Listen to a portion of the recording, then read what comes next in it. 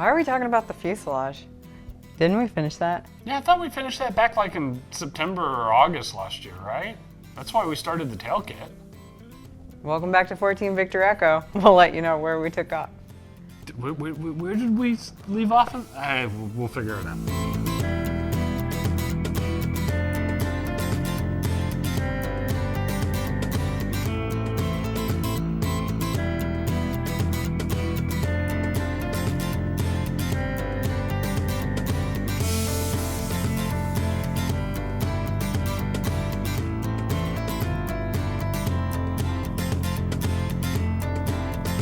So here we are kicking off 2023 and getting back to building.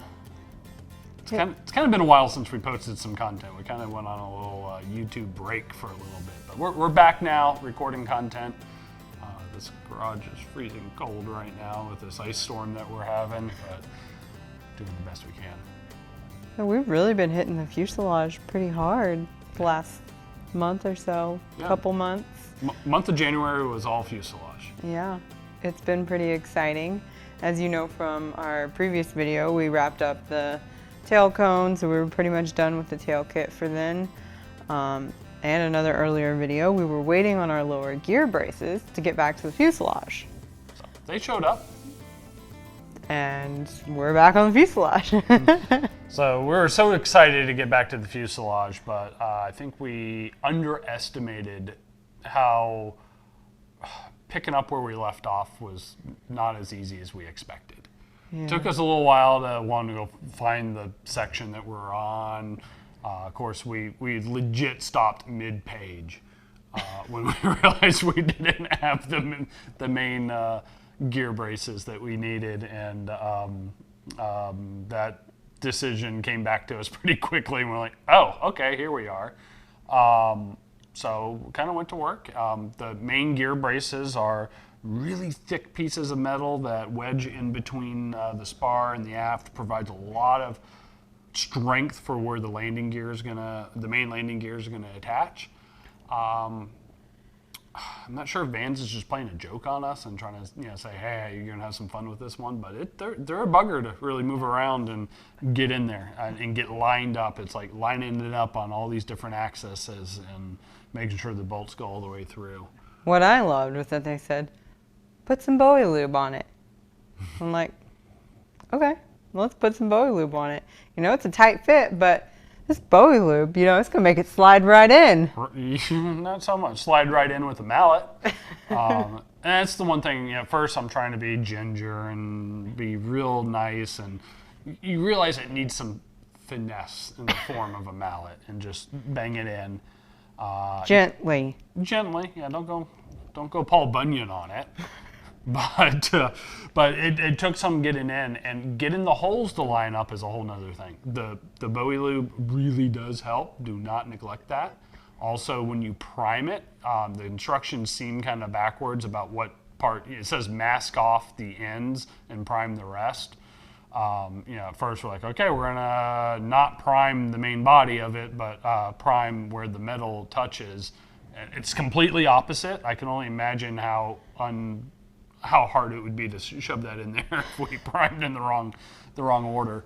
But once we got it close, I used metal punches to shove through where the holes line up and kind of jimmy it into position so that the bolts will go through. And kind of use a smaller diameter bolt at first to kind of line it up more before the bolt comes in. And then you do need to tap the bolt a little bit to get it through. So excited. Got it in, got it tightened down, torqued just right. We got this installed. How many times have we taken those out since? I think we've taken them out 2 or 3 times now. Yes. So what you'll find is you're assembling it all together to get the spacing just right. Yeah. You want the spars to be the exact right space and to provide that structure, because at this point you have not riveted the 2 sections of the fuselage together. You have the front half and the back half of the mid fuselage, and they're held together by a wing and a prayer, I guess. They're just hugging each other, but they're not attached yet. So, you're starting to attach bolts between the spars, which is the only attachment place, so that you build a jig that you can turn this whole thing up on its side, so you expose the bottom where you're going to start setting all the rivets that join the two sections together. Yeah. When we first moved it, I thought the thing was going to like fold in half and just be... You thought it was just going to break? Yeah, flimsy. And then by the time you're done with this step with the main landing gear braces, everything bolted in, that thing is rock solid. I can definitely imagine ourselves doing rolls and loops in this thing now, and it's going to hold together. So as you're doing all the rivets, you get to a spot where you can't set the rivets because the main landing gear brace is blocking it. Yeah. You do have the option of using pop rivets. No, we're not going to do that. We didn't use pop rivets. No. Didn't use pop rivets, so out they come so we can get the last couple of rivets in. And it's one of those things that really think ahead on the order you're doing the rivets, get everything done that you can, and you can minimize the number of times you take them out and put them in by being strategic there.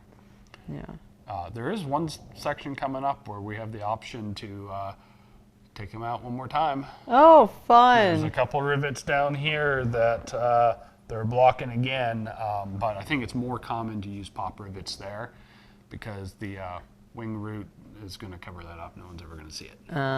So haven't made that decision yet, but I'm leaning to pop rivets. Of course you are. At this point, I don't want to take those out again. It's good. It's good. So turning up on its side was a lot of fun. I didn't trust our handiwork with our jig, so we kind of had a backup rope tied to the garage door opener. He strapped it to the ceiling of the garage.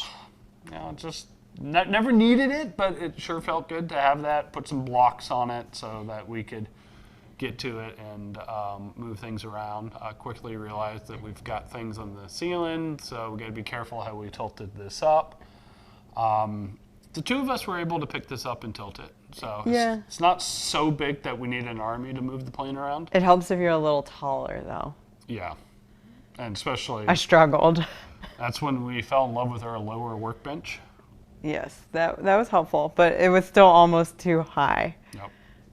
But compared to all the riveting we've done on the tail cone, the bottom skin of the fuselage, it really wasn't that much riveting compared to some of the other steps that we've done. It was a decent amount. It was a good amount. The thing that was interesting about it was like these were like some of your biggest rivets. Yeah, there were some good number 4s in there. Yeah, and then we had the big Cherry Max rivets. Yep. Right in the center between the two spars is a thick metal piece that, I think that's the thing that glues the van's aircraft together. It's this metal piece right between the spars. It's got 6 Cherry Max rivets in the bottom. Yeah. And they kind of want that to be strong for some reason. I'm sure it's important. I mean, keeps the plane together. Yeah, well, but we've got the fuselage together, and did we do any other kind of maintenance items before we moved on? I know there's a few other steps we skipped. There's some fit-ins we need to put on the firewall before we close this up too much. Then we did a lot of work on, getting prepared for the side skins. So yeah. Stay tuned. The side skins are in progress right now. As you can see, we've got this clecoed up here right now. We'll have a video coming real soon talking all about the fun that is the side skins. Not just the side skins, but also the door latch and also whatever we want to do inside the fuselage before we actually close it up. Yeah. We did go with the JD Air latch instead of the factory latch. Would you do that again? It looks really nice. Yes. After it's done, yeah, I would do it again, but that I'm still injured in multiple spots from that latch, cutting that out. It's simple. Don't let it scare you. It's just small, tight space with really sharp metal. Yeah, and it takes patience because yes, you can't get any of your normal tools. You can't get a 3M wheel in there. You can't. So you're hand filing inch by inch, millimeter by millimeter to get the exact right shape. Somebody got cranky. I always get cranky when it gets tough. I'm a cranky person sometimes, but we did get the latch in. So we'll have a lot more covering that JD Air latch coming up soon.